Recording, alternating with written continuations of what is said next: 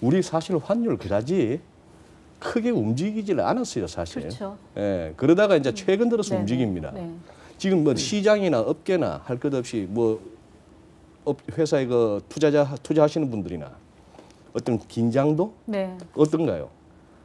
그렇죠. 말씀하신 대로 사실 글로벌 외환시장은 달러 약세도 한 7월부터 가파르게 진행이 됐고 7월부터. 위안화는 5월부터 절상이 상당히 강하게 진행이 됐습니다. 맞아요. 네. 근데 원화는 한 8월까지 거의 잠잠했죠. 해외 뉴스를 소폭만 반영을 하면서 뭐 7, 80원 부근에 지지선을 형성을 했기 때문에 아, 우리는 그냥 이대로 그냥 가나 보다. 사실 그렇게 많이 생각을 했었죠. 예. 근데 지금 9월 들어서 분위기가 급 반전된 게 일단 대외적인 변수도 뭐 달러화 약세, 위안화 강세라는 변수가 펼쳐지기도 했지만 가장 그 원화가 반응하는 그 중요한 포인트는 국내 외환시장 수급 상황이 바뀌었다고 보고 있습니다. 아, 그래요? 네네. 그러니까 8월까지만 해도 아마 한 3월부터 8월까지 뭔가 통계를 정확하게 낼 수 있다고 하면 저희가 짐작하건대는 수요가 약간 우위지 않았을까 이렇게 생각을 합니다. 수요가, 어떤 달러 측면에서 수요가. 있어요? 그러니까 국내 외환시장 수급 상황을 보면 아니 통상적으로 말하는 뭐 결제 수요 네. 기업체 입장에서의 네. 그거 말고 또 플러스 알파가 있었나? 그렇죠. 경상 부분 플러스 이제 자본 부분의 흐름이 굉장히 중요하겠죠. 근데 이거 외국인이 이제 들어오냐 나가느냐 아니면은 내국인이 해외 투자를 하느냐 뭐 회수하느냐 이런 흐름들 이제 종합적으로 봤을 때 7, 8월까지만 해도 경상수지가 별로 안 좋았기 때문에 네. 경상 부분의 공급이 그렇게 약한 상황에서 해외 투자는 굉장히 적극적으로 진행이 됐다는 거죠. 그렇다고 또 외국인 주식 자금이 들어온 건 아니었기 때문에 네. 그렇게 종합적으로 보면 특히 뭐 8월 같은 경우는 개인들의 해외 주식 직구가 소위 31억 불이 발생을 했습니다. 네. 그러니까 무역 흑자가 뭐 3, 40억 불 할 때 개인의 해외 직구가 30억 불이었으니까 무역 수지 흑자를 다 상쇄할 네, 정도로. 그럴 정도로 개인의 해외 주식 투자만 집계했을 때 그렇습니다. 그러다 보니까 이제 수급이 상당히 좀 빠듯했었는데 9월부터는 일단 무역 흑자가 굉장히 크게 늘어났고요. 네. 9월 무역 수지가 89억 달러 났습니다. 그래서 2년 만에 최대치를 기록을 하기도 했고요. 네. 그 다음에 선박수주도 좀 뉴스들이 있었습니다. 선박수주. 네. 또 9월 말에도 있었고 10월 초에도 대우조선해양 2조 원 규모 2조 원 네네. 규모. 쇠빙 LNG선 6척을 수주를 했습니다. 그래서 이제 그런 부분들을 좀 종합적으로 보면 외환시장에 또 추가적인 또 달러 그 LNG선 발주에 대한 기대도 작용을 하고 있어서 그렇게 보면은 9월 달 일단은 무역 흑자가 많이 나면서 외환 수급이 상당히 여유가 생겼다라는 걸 하나 말씀드리고 싶고 아까 이제 포지션이 어떻길래 이제 이런 질문을 하느냐 이런 말씀을 하셨는데 오늘 마침 그 데이터가 발표가 됐습니다. 그 기업들의 선물한 순매매. 아, 예. 예, 예. 근데 지금 상반기에도 기업들이 선물한 106억 달러 순매수고요. 106억 달러 네. 상반기에. 네네. 3분기에도 74억 달러 순매수입니다. 그러니까 3분기는 환율이 좀 하락하는 시기였는데 수출업체들이 보유한 달러를 매도하는 것보다도 수입업체들이 저가 매수 기회로 삼는 비중이 좀 더 높았다라고 해석을 해볼 수가 있겠죠. 지금 그 통화정책 측면에서 네. 돈 풀어 제낀다는 측면에서 달러 이제 많이 풀릴 거 아니냐 이건데 어디 달러만 풉니까? 네. 그렇죠. 그 부분에서는 뭐 유로존도 만만찮고 그렇죠. BOJ도 꾸준하고. 근데 일단 올해 가장 금융시장에서 앞으로도 올해뿐만 아니라 저희 주의 깊게 봐야 되는 지표는 실질 금리가 아닐까라고 생각을 합니다. 그러니까 미국이 최근에 뭐 재정 통화 정책 쏟아부으면서 기대 인플레가 굉장히 올라갔거든요. 네. 근데 장기 금리는 꽉 묶여 있는 거죠. 네. 그러다 보니까 실질 금리 마이너스 폭이 마이너스 1%를 넘어가기도 했었죠.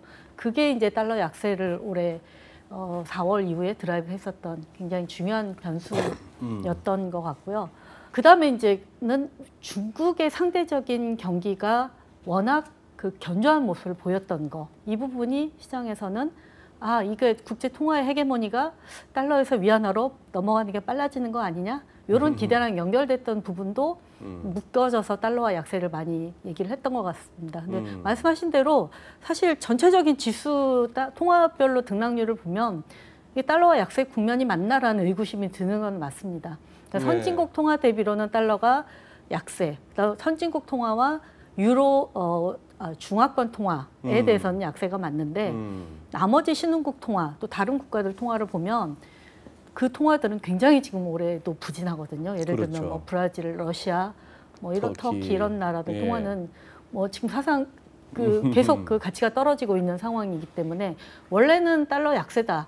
그러면 달러 약세를 바탕으로 신흥국으로 굉장히 자금 흐름이 원활하게 발생을 하면서 네. 신흥국 자산, 신흥국 통화 가치가 올라가는 게 정상적인 흐름인데 네. 확실히 지금의 흐름은 그런 성격의 달러 약세를 의미하고 있는 것 같지는 않습니다. 한 가지 말씀드리고 싶은 거는 이제 3, 4월 달에 외국인들이 뭐 10조 넘게 팔았고 주식을 네.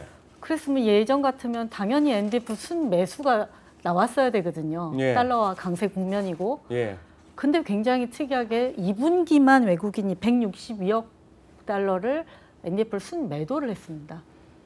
주식을 팔아치울 때 오히려 달러도 같이 팔은 거예요. 그래요? 네네.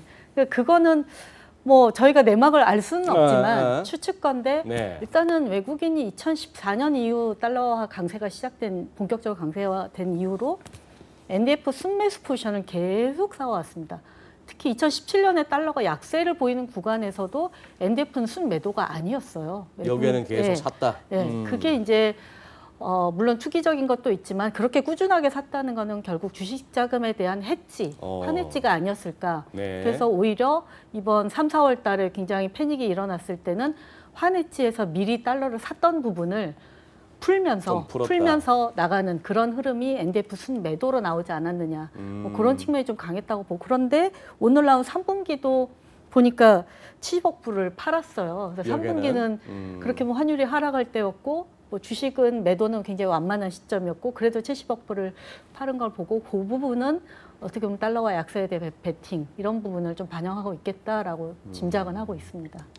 저희는 그래서 이제 바이든 당선이 여러모로 달러와 약세 뭐 그거를 뒤집을 만한 딱딱 그 논리가 있는 건 아닌데 저는 오히려 바이든이 이제 블루웨이브를 실행을 하면서 네. 적극적인 경기 부양책을 편다.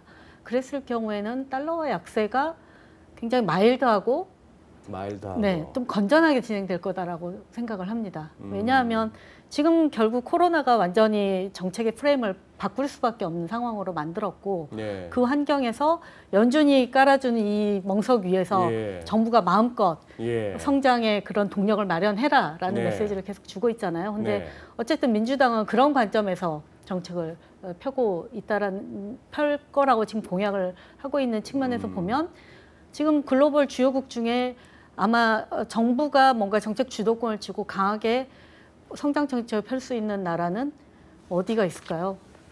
미국하고 중국 정도가 아닐까 싶습니다. 유럽은 쉽지는 않을 것 같아요. 예, 지금 통합채권 발행한다고 했지만 재정 정책을 이렇게 그러면 어느 분야를 해서 어디에 돈을 어떻게 투입하자 이렇게 합일된 목소리로 진행하기는 상당히 어렵다는 거죠. 저 동네는 뭐 되는 것도 없고 안 되는 것도 없는 게 EU 회복 기금 뭐 합의됐다는 것더니만 실행이 안 되고 있는 거 아니에요 지금. 그런데 아까 그 말씀은 상당히 의미가 있어요. 달러 약세가 마일드하게 그거 세상이 아주 편안한 상황이거든요. 그렇죠. 미국의 무역 수지가 계속 뭐 꾸준히 적자를 갖다가 적정히 그러면서 전 세계적으로 달러가 풀려나가고 뭐 그런 식으로 달러가 약세돼 준다면은 다른 나라들도 금리 인하를 통해서 경기 회복 시도 나서는데 환율 부담 없고 뭐 이런 식으로 하다 보면 서로 좋고 좋은데 그게 이제 너무 급격하게 달러 이러다 휴지되나 소리 나올 정도로 급격하든지 이러면은 뭐 패권이 뭐 중국 위안으로 넘어가나 해서 괜히 미국 심기 건드리는 소리가 자꾸 여기저기 나오고 하고 그거는 또 이제 길게 못 가는 거고 그 이제 마일드한 달러 약세. 네. 그 트럼프가 될 경우에는 오히려 달러가 저는 지금 바이든의 기대를 뒤집으면서 강세로 갈 수 있지만 결국 지금 재정을 적극적으로 투입해야 되는 상태에서 작은 정부 감세 정책 추진하면은 공화당 때마다 미국의 재정 수준이 굉장히 나빠졌거든요. 그랬죠. 네, 그러니까 감세를 해서 기업들의 더 투자를 늘려서 나중에 더 걷어들이겠다라는 목표가 달성된 적이 없잖아요. 근데 이미 경기가 좋을 때 감세 정책을 해서 재정이 안 좋은 상황인데 여기에서 적극적으로 투입해야 될 재정에 대해서 소극적이다라고 하면 진짜 좀 미국의 그 성장 동력이라는 측면에서 위기를 가져오고 재정 수지 적자 규모가 결국은 문제가 아니라 이거를 나중에 갚을 수 있는 능력을 어느 나라가 그런 구조를 만들어 가느냐. 이 부분에 이제 내년에는 초점을 맞출 거라고 보면 그런 점에서 트럼프의 정책이 까딱하면 굉장히 좀 진짜 저 돈은 갚을 수 없는 돈이 될 수도 있다는 그런 인식을 줄 수도 있지 않을까 생각을 합니다. 아까 잠시 우리 마이크 테스트라는 중에 정명선 회장님 멘트가 너무 재밌었어요. 지금 위안화 네. 뭐 국내 언론의 보도 가운데 뭐 황당한 걸 아까 하나 뭐 읽으시대? 아, 저도 어느 분이 질문을 하셨는데 깜짝 놀래가지고. 뭐라고요? 위안화 가치가 15년 만에 최대 상승했다. 15년 만에 최대 상승했다? 네, 그렇게 하면 어떻게 들리시나요? 위안화 가치가 15년 내 최고치다라고 딱 그렇게 들리잖아요. 들리네. 아. 근데 이제 그 10월 9일 날 저희 휴일 때 그 연휴 이후에 장기 연휴에 오픈했을 때 환율 변동이 그 클로징 하기 전에 환율 대비 절상된 폭이 그 폐기제 폐지한 뒤로 가장 컸다. 컸다. 그 말을 하는데 아, 네. 그래요. 14일 금통위 때 한은 총재 이주열 총재께서 했던 얘기 중에 외환 시장의 변동성이 커질 수 있다라고 우려했는데 이 말씀을 하셨는데 그 변동성은 네. 자, 뭐 변동성이라고만 표현하셨는데 지금 하방만 말씀하신 건가요? 아니면 아래 위를 다 염두에 두신 걸로 받아들여집니까?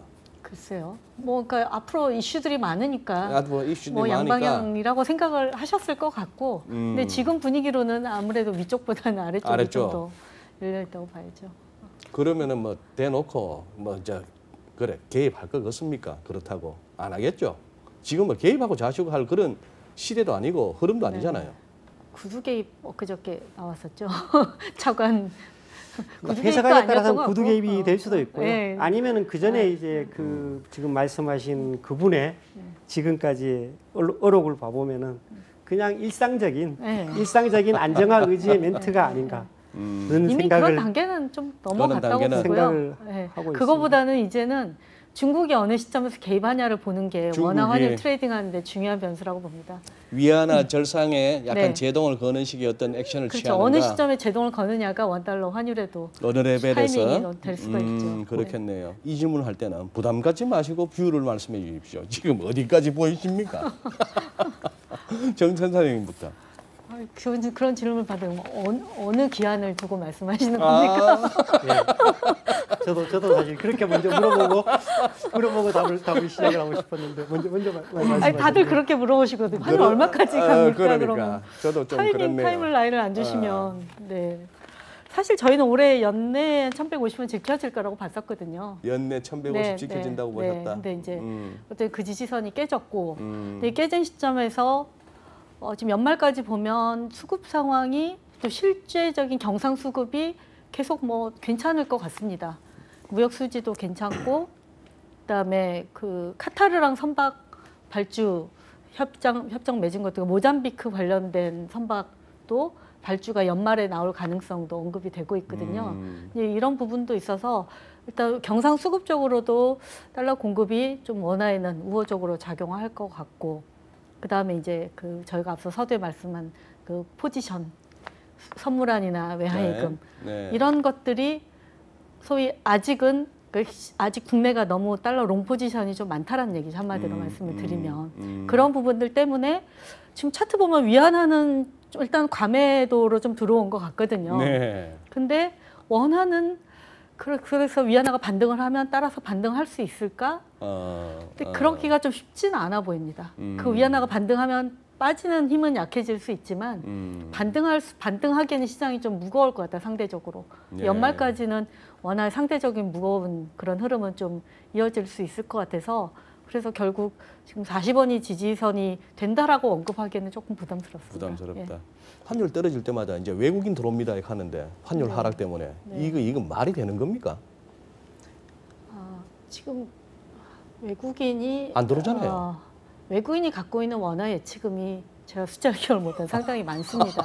그러니까 예전에는 환율 보고 주식 들어오고 그 다음에 또 차익 실현하고 나가면 환율에 영향을 주고 이런 패턴이 되게 분명했는데 이제는 한국에 돈을 잠궈놓고 있다는 거죠. 주식 팔아도 달러로 안 받고 나가고 갖고 있는 원화에서 주식 사고 뭐 이런 패턴이 훨씬 비중이 많아져서 예전보다는 그런 비중은 굉장히 적을 것 같습니다.